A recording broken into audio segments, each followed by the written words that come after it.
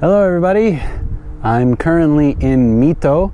Mito is the capital of Ibaraki Prefecture, where I live.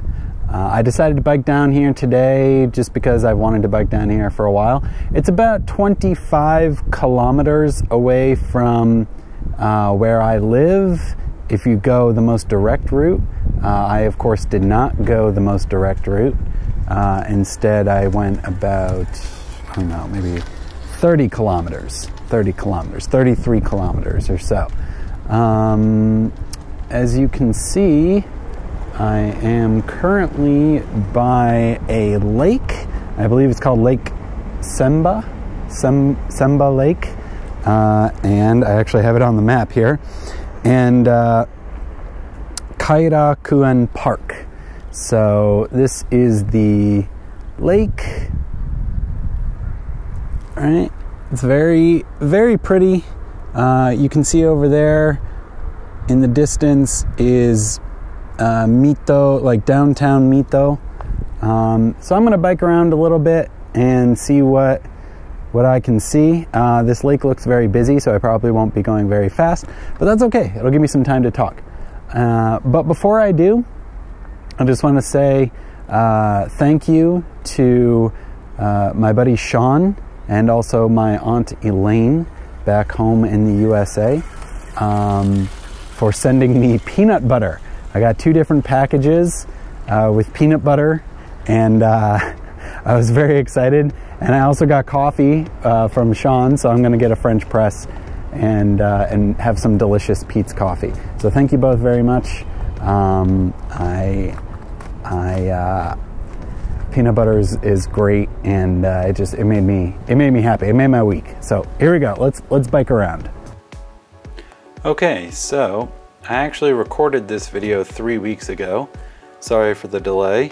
I just have a lot going on, as you can imagine, and unfortunately making videos is pretty low on my list of priorities. If the audio quality is crap, it's because I'm using a headset meant for mobile devices. I don't have all of my audio gear here in Japan, so even though I have the technical ability to record high quality audio, I'm just sort of jury rigging stuff at the moment. Anyways, oh well, let's get on with it. Again, a very big thank you to my buddy Sean and my dear Aunt Elaine. I have been enjoying the peanut butter immensely, and I even got a single cup pour over brewing thing to enjoy the coffee. So thanks again to both of you. It's just been great. It's just absolutely made the past couple weeks that much better, even that much better. So first up, I've been biking a lot, and hopefully I'll be going on a bike road trip to Tsukuba in the first week of July. It'll be a 2-day trip, and I'll be going with one of the teachers at an elementary school I work at, with one of the teachers who also works at an elementary school that I work at. And that should be really fun. I look forward to it. And more details on that when that happens, obviously. Next, I started teaching adults recently, and for the past 3 weeks I've been teaching business English, which is really more of a conversation class than anything else. It's been a lot of fun. Teaching adults is definitely different from teaching children, as you can probably imagine. When my company approached me about teaching the class, I really sort of thought, why the heck not? I came to Japan to experience life in a foreign country, but I also wanted to gain new work experiences and really try out teaching. And this is just another experience, and so I really had no reason to turn it down. And I think it's been, it's definitely been interesting. I've learned a lot. With the adults, I find that the most difficult thing is tailoring the course to them.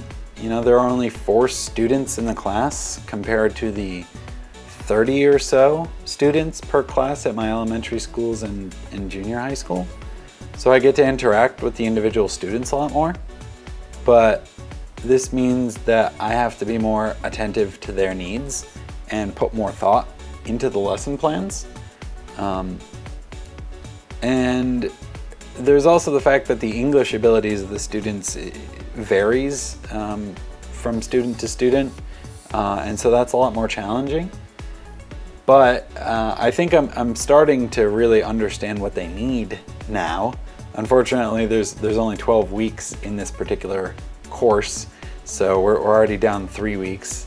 You know, sort of, oh well, what can you do? I'm just gonna give it my best shot, and hopefully everybody will get something out of the experience by the end. Speaking of classes, I don't think I mentioned it in any previous videos, but I've been taking a Japanese language class every Saturday for the past month or so.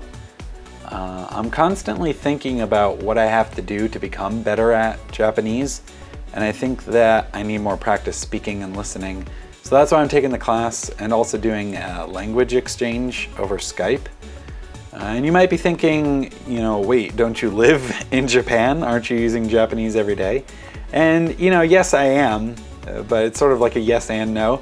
The problem is that in everyday life, things have to get done. So you use whatever method of communication gets the message across. And especially in my junior high, I tend to communicate in English with the teachers because it expedites the process. They know a lot of English and I know not a lot of Japanese. So when we have to communicate about lessons and students and stuff like that, it's just easier to use English. And even when I'm out and about, the store clerks and such, they don't have time to give me a little mini Japanese lesson every time I want to buy something. You know, they have other stuff to do and they have other customers. So I can't really monopolize anyone's time like that. So yeah, I mean, I do use Japanese, but it's not really conversation level, which is what I think I need more of. So I have some measurable goals set up for myself over the next few months, and I've really made study my #1 priority every day. And that's difficult for me because normally my #1 priority is like biking. So I think that I've made studying my #1 priority, and I have resolved to study every single day, you know, 7 days a week, and that's something that I want to do no matter what. And hopefully over time, I will start to see more and more improvements because of that. But we'll see.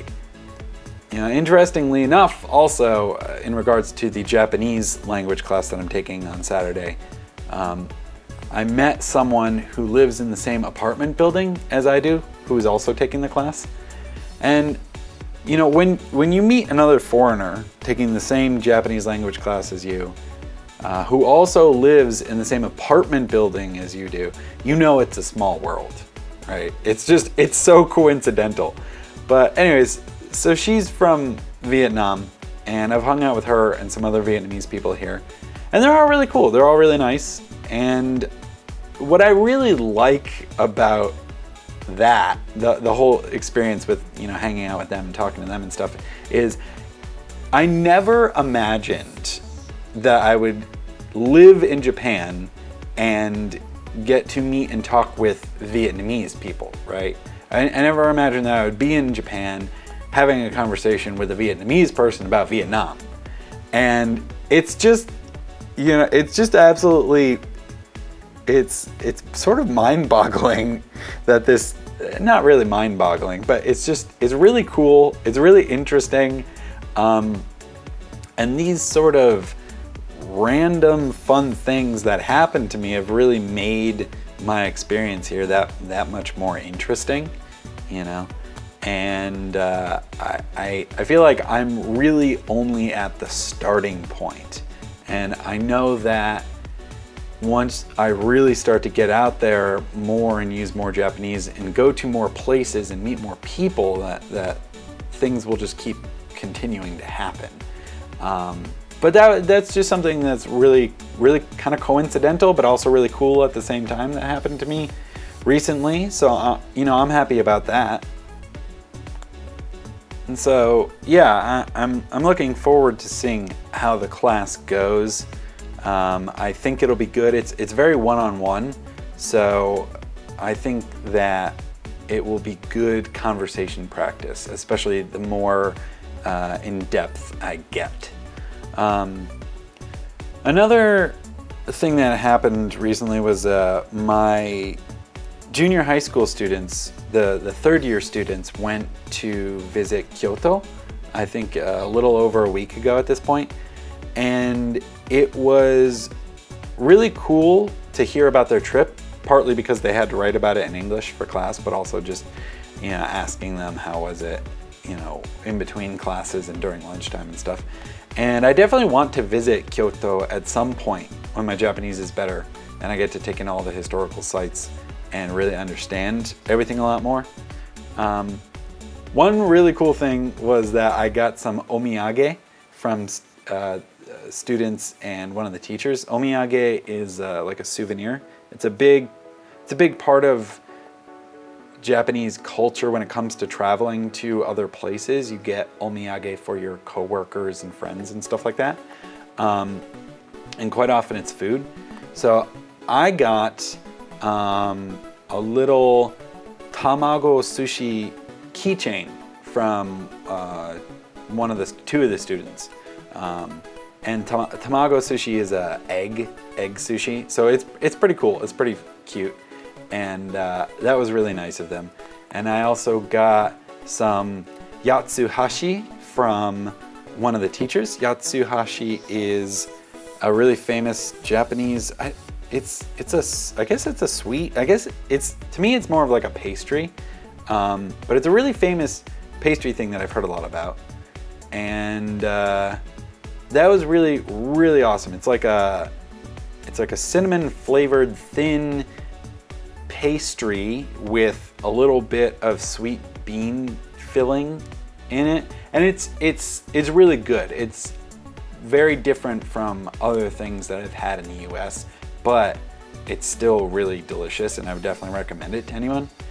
And so yatsuhashi is what it's called, and you can get yatsuhashi in other places, but apparently Kyoto is really famous for yatsuhashi, and it comes in a signature triangular shape that only happens in Kyoto. So I thought that was really cool. It's just nice that they thought of me like that.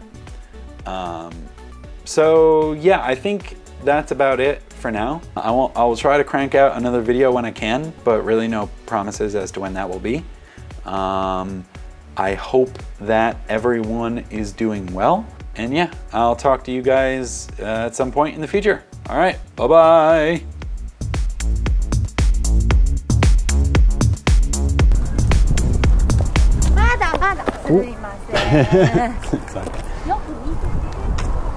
Remember that time I almost killed a small Japanese child and it wasn't in school?